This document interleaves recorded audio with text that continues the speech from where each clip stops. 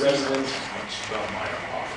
That's a tough one. You know what, if I was a local here, which I've told takes 25 years, I've only been a resident for 20 years, so I guess. 25. ER. 250. ER. You go on vacation, you start over. So. Yeah, so my wife is never happy about the whole thing. She wants to hyphenate that, so. So I've been a resident of Wasatch County.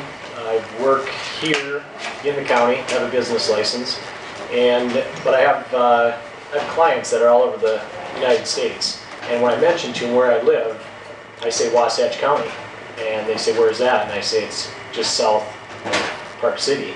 And if they've been here, they always respond with, oh, that little town called Heber, because they know where it is, right? So Heber, Midway, Wallsburg, whatever. But anyway, I just think it's kind of interesting because people want to live here. And I read the Wasatch County, Utah, the vision, the purpose, and the values, and it's really powerful. So is that just something new? Yep. That's just brand new, right? Yeah.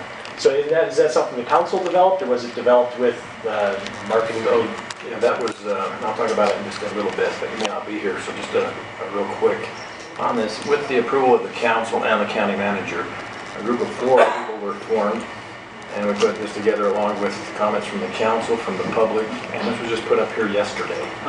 It's really good. Yes. Yeah, so I commend you on that.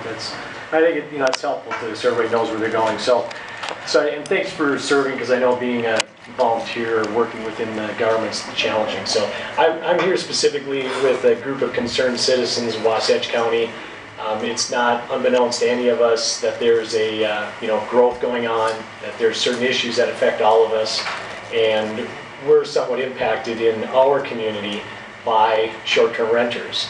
And we're a little bit bigger than Wallsburg. I was talking to Greg about that earlier today. We have about what we think about 350 year-round residents.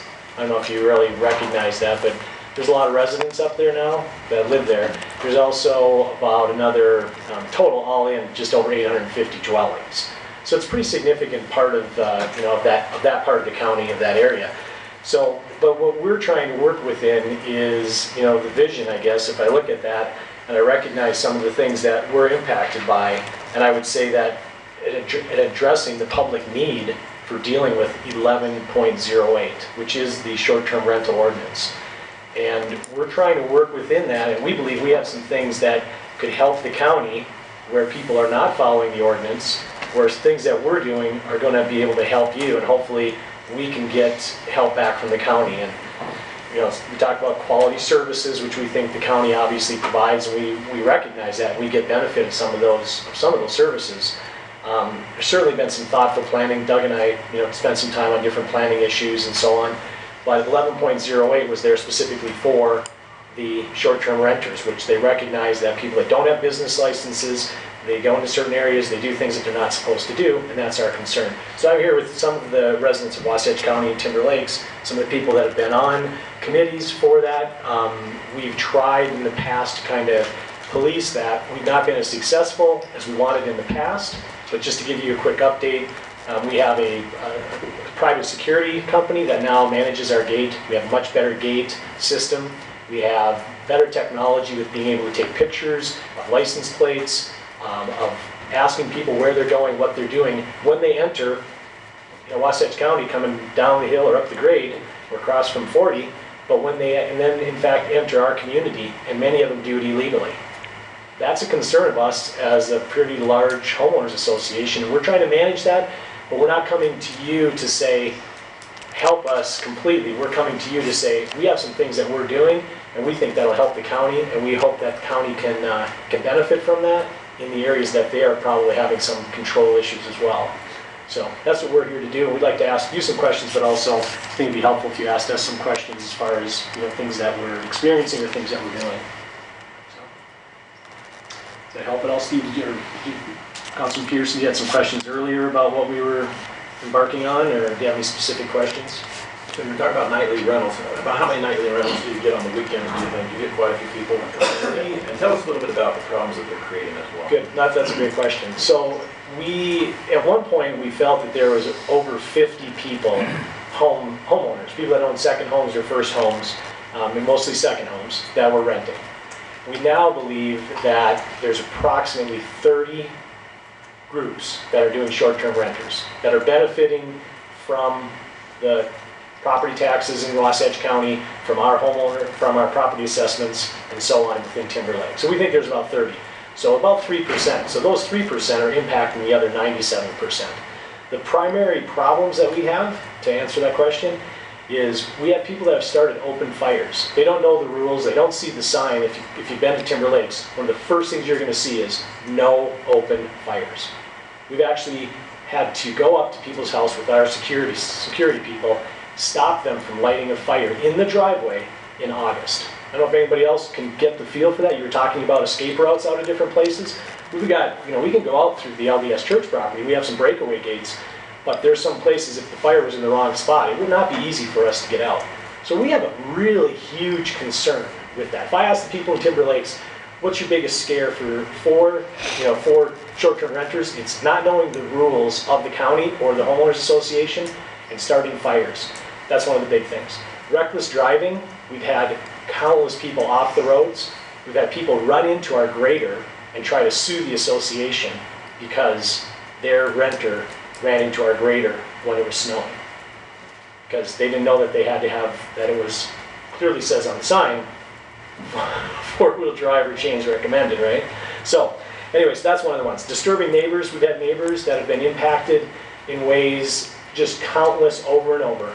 Renting, new people the next weekend renting. Proximity of homes, in any county are different, right? Sometimes you have property lines that are very close, sometimes they're further apart, sometimes, these people are 60 feet away from people on the deck partying until midnight.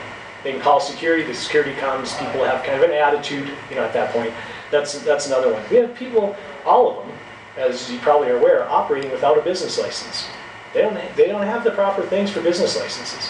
There's nobody, we checked with the business license department, there's not one single business license that issued to a short-term renter in Timberlakes because A, it's illegal in the county under ordinance 1108, but also, we don't have a provision for it. If you read it, it clearly says short-term rentals are specifically allowed in any CCR which apply to the property, right? Short-term rentals are specifically not allowed in our development, yet they continue to sneak through and lie to our security, tell them that they're giving information on how to get through, just like they are in some of the other places here, right? I'm sure if the law enforcement comes to somebody in Temp Meadows and they say you're illegally renting, they don't give them the real story.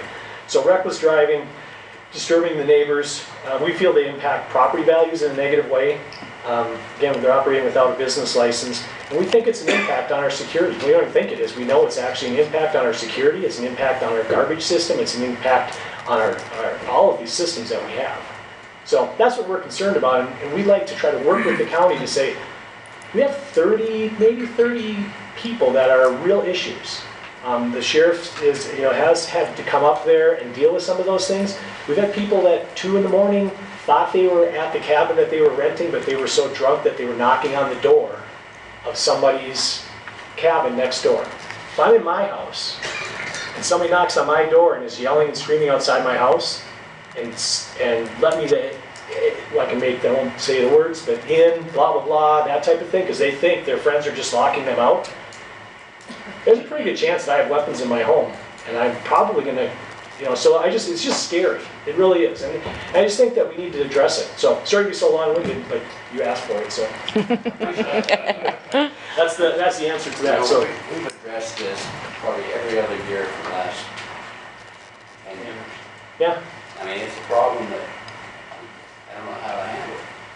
I mean, the last recommendation was to have you change your CCNR and then allow it. And then you put your regulations on it, on the number of cars that will be parked there and everything, and control it for your CCNRs, your association.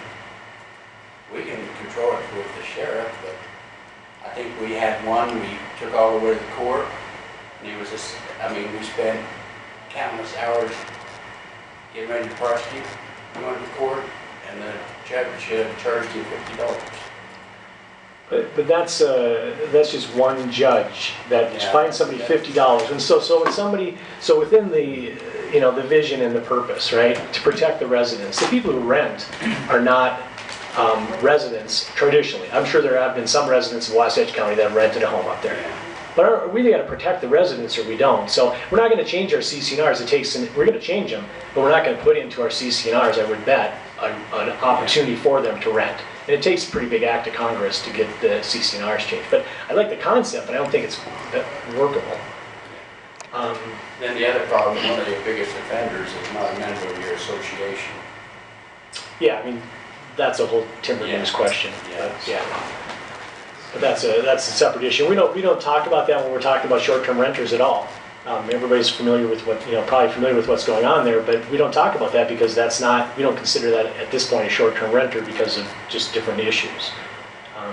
But we would like to know what it would take to get the fines larger, to change, if we have to change the ordinance. I mean, to be brutally honest, I just think it would really be sad when 100 homes burn because we didn't address it.